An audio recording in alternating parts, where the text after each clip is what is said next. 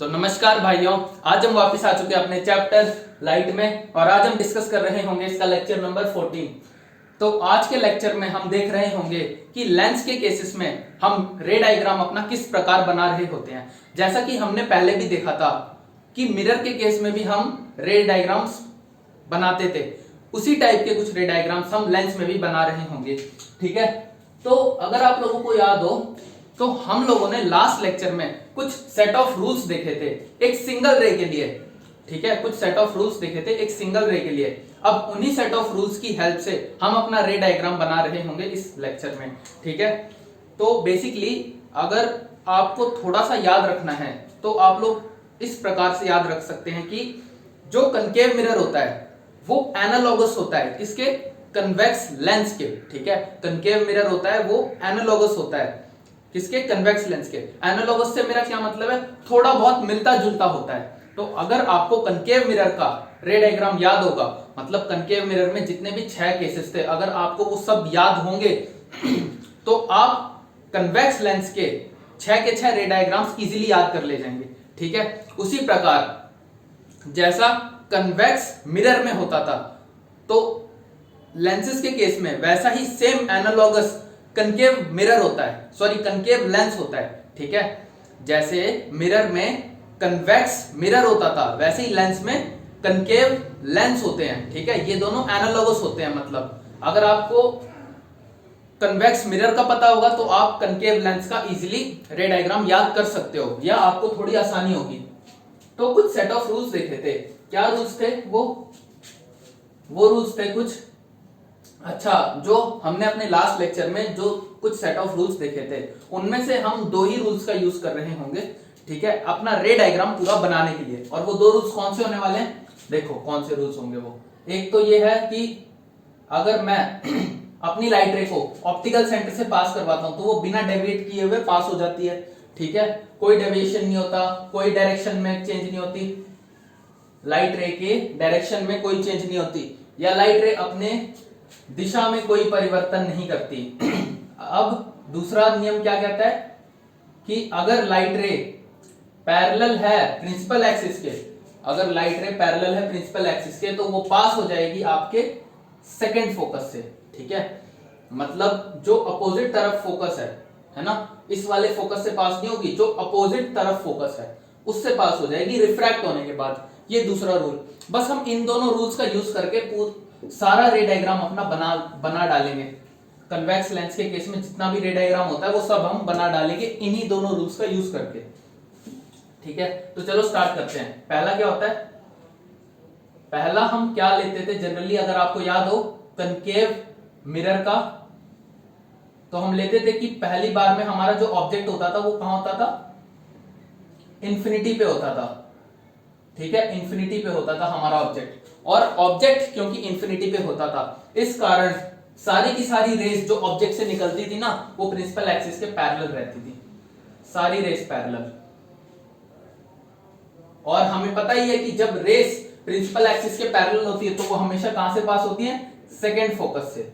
या second focus से ना कहें, हम ये कह सकते हैं कि जिस तरफ रेस होती हैं, जिस तरफ इंसिडेंट रेज होती हैं उसके अपोजिट डायरेक्शन वाले फोकस से पास होती हैं। ठीक है, तो ये कुछ इस प्रकार फोकस से पास हो जाएंगी। ठीक है, ये हो गई सारी पास फोकस से।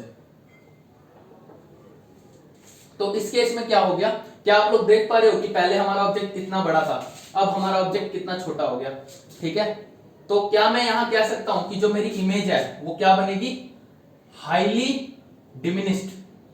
डिमिनिस्ड का मतलब ही क्या होता है? बहुत छोटा। हाईली डिमिनिस्ड इमेज बनेगी। और जो मेरी इमेज बनेगी वो इन्वर्टेड बनेगी। और जो ये इन्वर्टेड है ना, हमें ये दिखाई नहीं देता क्योंकि इमेज का जो साइज है वो मेरा पॉइंट साइज है।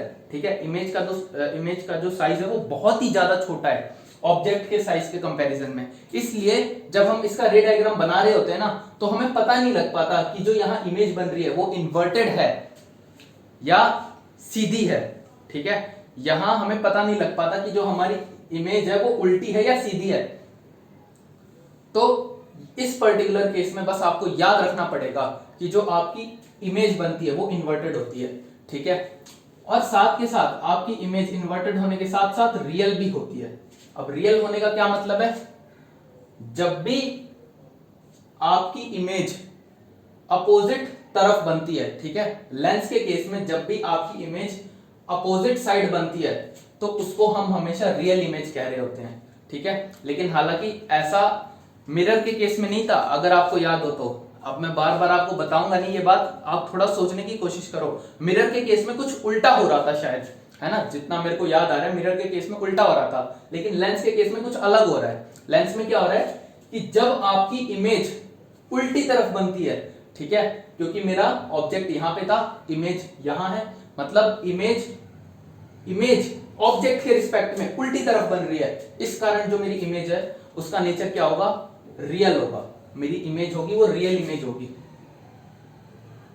और हाईली डिमिनिश्ड या पॉइंट साइज्ड इमेज, ये तो हमें दिख ही गया, और इन्वर्टेड होगी। इन्वर्टेड मैंने क्या कहा आपको ये याद रखना पड़ेगा बस, क्योंकि आप डायग्राम के थ्रू, रे डायग्राम के थ्रू देख नहीं सकते कि क्या सच में ये इमेज इन्वर्टेड ही बन रही है, ठीक है। तो ये पहला केस हो गया। दूसरा केस क्या होता है, अब हम क्या करते हैं, अपने ऑब्जेक्ट को थोड़ा सा आगे खिसका के लाते हैं। आगे खिसका के लाने का क्या मतलब है, सेंटर ऑफ कर्वेचर के जस्ट पीछे लेके गए, ठीक है। तो ये मेरा सेंटर ऑफ कर्वेचर है, सेंटर ऑफ कर्वेचर के जस्ट पीछे लेके आया मैं अपने ऑब्जेक्ट को। यहाँ पे मेरा फोकस 1 था, यहाँ पे मेरा फोकस 2 था, यहाँ पे मेरा क्या था, सेंटर ऑफ कर्वेचर 2, ठीक है। तो ध्यान से देखना, पहला रूल किसका इस्तेमाल करूंगा मैं, कि मेरे ऑब्जेक्ट की जो रे, ऑब्जेक्ट का एक रे है वो कहां से पास होता है, ऑप्टिकल सेंटर से, ठीक है। अच्छा, अब दूसरा रूल कौन सा इस्तेमाल करूंगा, जब एक रे पैरेलल निकलती प्रिंसिपल एक्सिस के तो वो पास हो जाती है फोकस से, ठीक है। तो यहां मेरी कुछ इमेज बनेगी, तो आप लोग देख पा रहे हो,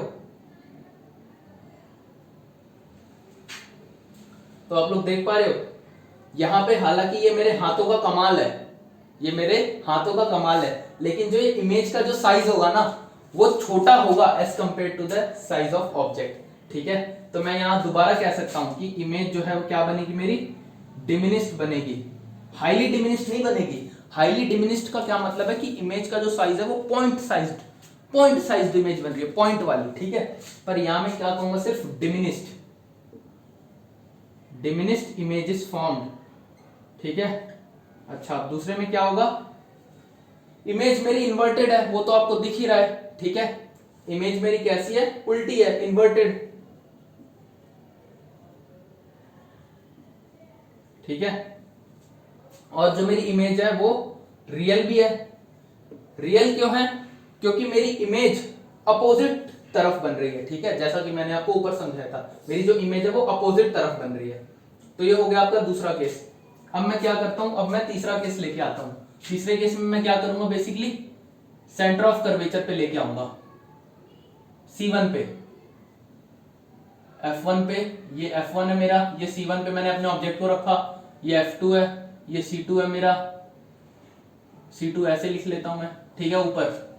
अब इमेज कैसे, रे डायग्राम के लिए कौन से 2 रूल्स का इस्तेमाल करना है, एक तो सीधा ऑप्टिकल सेंटर से रे को पास करवाया मैंने तो वो सीधी निकल जाएगी बिल्कुल। अच्छा, अब एक ray parallel to the principal axis pass करवाई तो वो फोकस के थ्रू पास होगी कुछ इस प्रकार और ऐसे रे बना देगी। अच्छा, अब इमेज कुछ ऐसे बनेगी, ठीक है। तो इस बार आपकी जो इमेज है वो एग्जैक्टली सेंटर ऑफ कर्वेचर पे ही बनेगी, ठीक है, सेकंड सेंटर ऑफ कर्वेचर पे बनेगी, है ना। और जो आपका ऑब्जेक्ट था वो मैंने फर्स्ट सेंटर ऑफ कर्वेचर पे रखा था, तो इमेज मेरी सेकंड सेंटर ऑफ कर्वेचर पे बन रही है। और इमेज का साइज जो है बराबर है ऑब्जेक्ट के साइज के, ठीक है। इन्वर्टेड इमेज है और साइज बराबर है, और रियल इमेज है तो यहां भी लिख लो सेम साइज इन्वर्टेड, ठीक है, और क्या हो जाएगा, रियल इमेज, ठीक है। अब हम क्या करते हैं कि अब हम अपने ऑब्जेक्ट को सेंटर ऑफ कर्वेचर और फोकस यानी फर्स्ट सेंटर ऑफ कर्वेचर और फर्स्ट फोकस के बीच में रख देते हैं। ठीक है, तो चलो रखते हैं। अब क्या होगा, C1 F1, यहां मैंने अपने ऑब्जेक्ट को रखा, ये क्या होगा मेरा C2 F2। तो अब क्या होगा, अब मेरी इमेज कहां बनेगी, ये पता लगाने के लिए मैं अपने उन्हीं दो रूल्स का इस्तेमाल करूंगा। अच्छा, अब आप लोग यहां सोच रहे होंगे कि मैं यहां पे हर बार दो रेस को क्यों लेता हूं। तो मैंने आपको ये बताया था कि एक इमेज बनाने के लिए ये मेरी एक बेसिक कंडीशन होती है कि दो रेस का रिफ्रैक्शन होने के बाद या दो रेस का रिफ्लेक्शन होने के बाद इंटरसेक्ट होना जरूरी है, और जहां वो इंटरसेक्ट होंगे वहीं पे आपकी इमेज बनेगी। इस कारण मैं हर बार दो रेस का इस्तेमाल कर रहा हूं, और मैं अपने उन्हीं दो रूल्स का इस्तेमाल कर रहा हूं जो मैं पिछले लेक्चर में आपको बता चुका हूं, और अभी मैंने शुरुआत में भी आपको बताया था उन दो रूल्स के बारे में। और उन्हीं दो रूल्स का मैं बार बार इस्तेमाल करूंगा, और उन्हीं दो रूल्स से मैं सारे रे डायग्राम बना डालूंगा। बहुत ही आसान चीज है, कोई मुश्किल चीज नहीं है ये। तो मैंने क्या करा, अब अपने रे को पास करवाया ऑप्टिकल सेंटर से। ठीक है, ये पहला नियम होता है। दूसरा नियम होता है parallel to the principal axis. तो कहां से पास हो जाएगी, अरे उल्टा लिख दिया मैंने, ये यहां पे F2 होगा, यहां पे C2 होगा। ठीक है, तो अब मेरी रे कहां से पास होगी, सेकंड फोकस से। ठीक है, और कुछ यहां जाके मिलेगी। तो देख पा रहे हो आप लोग, ये बन गई मेरी इमेज। अच्छा,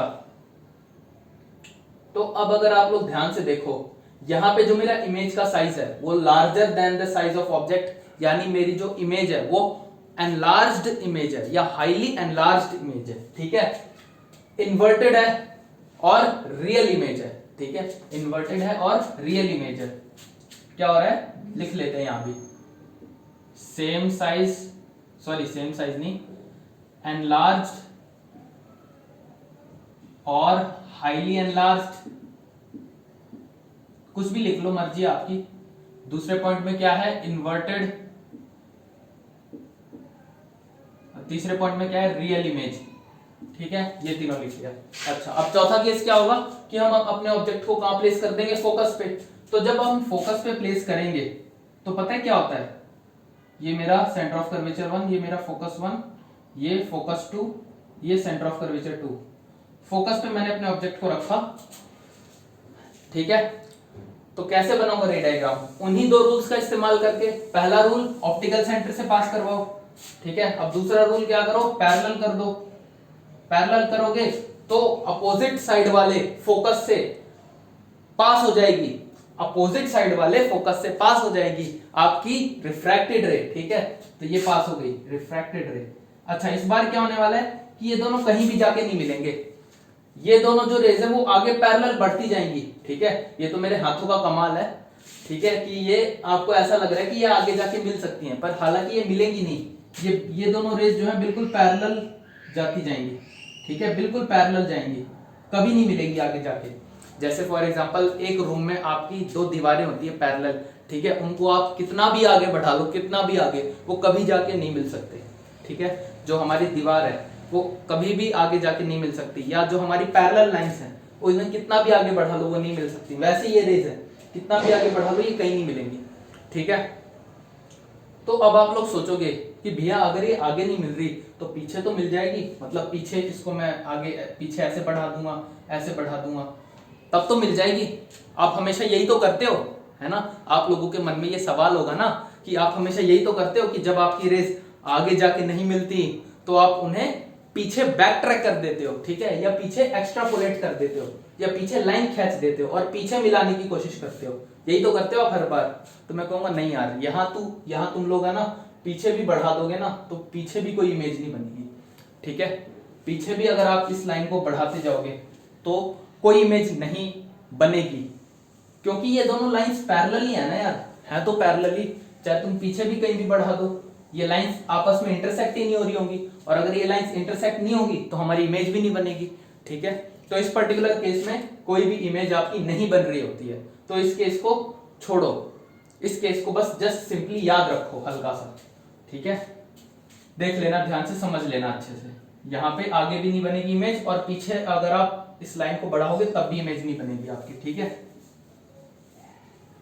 अच्छा, अब अगर हम बात करें अपने पांचवें केस की, ओ सॉरी सिक्स्थ केस की, फिफ्थ केस में हमने क्या करा था, फोकस पे रखा था या फर्स्ट फोकस पे रख दिया था अपने ऑब्जेक्ट को। अब क्या करते हैं हम, अब हम अपने ऑब्जेक्ट को रखते हैं फर्स्ट फोकस और ऑप्टिकल सेंटर के बीच में। ठीक है, अब हम अपने ऑब्जेक्ट को यहां रखते हैं और ये क्या है मेरा focus to centre of curvature to. ठीक है, अब हम दोबारा वही दो रूल्स का इस्तेमाल करेंगे और इसका भी रे डायग्राम बना डालेंगे। ठीक है, तो चलो पहला तो होता है भाई, अगर इससे पास हो जाएगा मेरा ऑप्टिकल सेंटर से रे पास हो जाएगी तो बिना किसी डेविएशन के या बिना किसी दिशा में परिवर्तन करे सीधी निकल जाएगी। ठीक है, और आगे parallel to the principal axis, तो वो पास हो जाएगी किससे, फोकस से, कुछ इस प्रकार। ठीक है, अच्छा, अब जब आप इन दोनों रेस को देखोगे ना तो ये दोनों रेस जो हैं वो डाइवर्जिंग इन नेचर है। अच्छा, अब जब कोई भी दो रेस आगे बढ़ते समय डाइवर्जिंग इन नेचर होती है ना, ये चीज याद रखना, ये रूल याद रखना कि जब भी आपकी दो रेस आगे बढ़ते समय डाइवर्जिंग इन नेचर होती हैं तो अगर हम उन्हीं रेस को पीछे खींच देते हैं तो वो जरूर किसी पॉइंट से निकल रही होती हैं। ठीक है, क्योंकि जब वो किसी पॉइंट से निकलेंगी तभी तो वो ऐसे आगे जाएंगी इस तरह। ठीक है, तभी तो वो ऐसे आगे जाएंगी। इस कारण अगर अब मैं इनको पीछे बैक ट्रैक करता हूं ऐसे, तो मैं पाऊंगा कि इसकी इमेज है ना कुछ यहां कहीं बन रही होगी, यहां बनेगी इमेज इसकी। ठीक है, यहां कहीं इसकी इमेज बन रही होगी इस पर्टिकुलर ऑब्जेक्ट की, और ये इमेज कैसी होगी, वर्चुअल होगी। ध्यान से देखो, इमेज जो होगी आपकी क्या होगी, वर्चुअल। वर्चुअल क्यों होगी, क्योंकि इमेज उसी तरफ बन रही है जिस तरफ आपका ऑब्जेक्ट था। ठीक है, इमेज उसी तरफ बन रही है जिस तरफ हमारा ऑब्जेक्ट था। ठीक है, और इमेज क्या होगी, एनलार्ज्ड होगी, एनलार्ज्ड। और सिर्फ इसी पर्टिकुलर केस में जो आपकी इमेज होती है वो इरेक्ट होती है। ठीक है, इसी पर्टिकुलर केस में जो हमारी इमेज होती है वो क्या होती है, इरेक्ट होती है। इरेक्ट का मतलब सीधी होती है ना, सीधी होती है। तो क्या आप लोगों को ये थोड़ा बहुत सेम लगा जैसा हमने कनकेव मिरर में पढ़ा था? कनकेव मिरर में भी हमने कुछ ऐसा ही पढ़ा था। ठीक है, बिल्कुल सेम है, ऑलमोस्ट एनालॉगस है। एनालॉगस का क्या मतलब है कि दोनों सेम नहीं है पर ऑलमोस्ट सेम है, यानी सिमिलैरिटीज है दोनों ही रे डायग्राम्स में। ठीक है, अगर आप कनकेव मिरर का रे डायग्राम पढ़ते हो और कन्वेक्स लेंस का रे डायग्राम पढ़ते हो तो दोनों में काफी ज्यादा सिमिलैरिटीज हैं। ठीक है, तो चलो अब इसको थोड़ा याद रखने का तरीका देखते हैं। देखो यार, पहले जब आपका ऑब्जेक्ट इंफिनिटी पे था तो इमेज बन रही थी फोकस पे या सेकंड फोकस पे। ठीक है, जब आप अपने ऑब्जेक्ट को थोड़ा सा आगे लेके आए, मतलब सेंटर ऑफ कर्वेचर के जस्ट पीछे, ठीक है, थोड़ा सा इसको आगे खिसकाया आगे, तो क्या हुआ कि जो आपकी इमेज है वो हल्की सी आगे शिफ्ट हो गई। देखो, हल्की सी आगे शिफ्ट हो गई। आगे कितनी शिफ्ट हुई, सेंटर फोकस, सेकंड फोकस और सेकंड सेंटर ऑफ कर्वेचर के बीच में आ गई। ठीक है, आपने इसको हल्का सा आगे बढ़ाया तो जो ये वाली इमेज है ये भी हल्की सी आगे शिफ्ट हो गई। ठीक है, ऐसे आगे लेके आए तो देखो ये पहले फोकस पे थी इमेज, फिर हल्की सी आगे शिफ्ट हुई।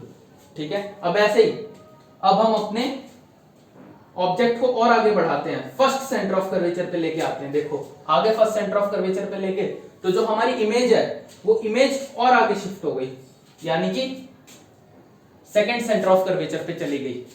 ठीक है, अब हम अपने ऑब्जेक्ट को और आगे लाते हैं, मतलब फर्स्ट सेंटर ऑफ कर्वेचर और फर्स्ट फोकस के बीच में लाते हैं, तो लेके आए।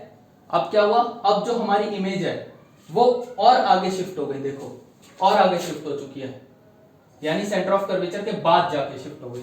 ठीक है, अब इसके बाद क्या हुआ, अब हम अपने ऑब्जेक्ट को और आगे शिफ्ट करके फोकस पे लाए। अब ये केस आपको याद रखना पड़ेगा कि जब हम अपने ऑब्जेक्ट को और आगे शिफ्ट करके फोकस पे लेके आए तो जो मेरी इमेज बनी थी वो बनी ही नहीं थी। ठीक है, क्योंकि मेरी रेस जो है पैरेलल जा रही थी, कंप्लीटली पैरेलल जाने के कारण मेरी कोई भी रे नहीं बन रही थी। अभी जो हमने यहाँ डिस्कस करा था, ठीक है, जो मैंने उसे जब मिटा के फिर इसे बनाया था, है ना, जब मेरा ऑब्जेक्ट फोकस पे था तब मेरी कोई इमेज नहीं बनी थी।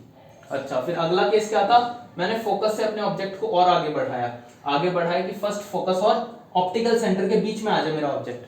ठीक है। तो जो मेरी रेस थी वो डाइवर्जिंग इन नेचर थी। अच्छा, अब जब दो रेस डाइवर्जिंग इन नेचर होती हैं तो वो जरूर किसी ना किसी पॉइंट से ही आके डाइवर्ज हो रही होती हैं, इसलिए मैंने इन रेस को पीछे बैक ट्रैक करा, एक्स्ट्रापोलेट करा, तो ये इस पर्टिकुलर पॉइंट से निकलती हुई महसूस हुई मेरे को, यानी इमेज मेरी यहां बन रही है। और ये इमेज कैसी है? वर्चुअल है, एनलार्ज्ड है। देखो क्या कहते हैं, ऑब्जेक्ट के साइज से बड़ी है इमेज और इरेक्ट है, ठीक है। और जो इमेज है आपकी क्या है, वो इरेक्ट है, मतलब सीधी है। तो ये कुछ याद रखने का तरीका है इस रे डायग्राम को, ठीक है। आप इस प्रकार से इसे याद रख सकते हैं। तो ये हमने डिस्कस कर लिया कन्वेक्स मिरर के बारे में, ठीक है।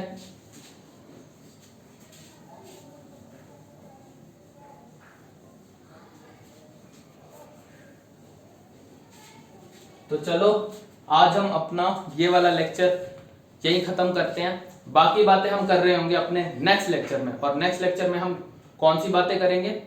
कनकेव मिरर का, सॉरी कनकेव लेंस का हम रे डायग्राम डिस्कस कर रहे होंगे, जो कि बहुत ही ज्यादा सिंपल होता है, क्योंकि कनकेव मिरर में, सॉरी कनकेव लेंस में सिर्फ आपके दो ही केसेस होते हैं, ठीक है। तो वो हम कर रहे होंगे अपने नेक्स्ट लेक्चर में, यानी कि पार्ट 2 में। ये आपका पार्ट 1 होगा, ठीक है। तब तक के लिए थैंक यू।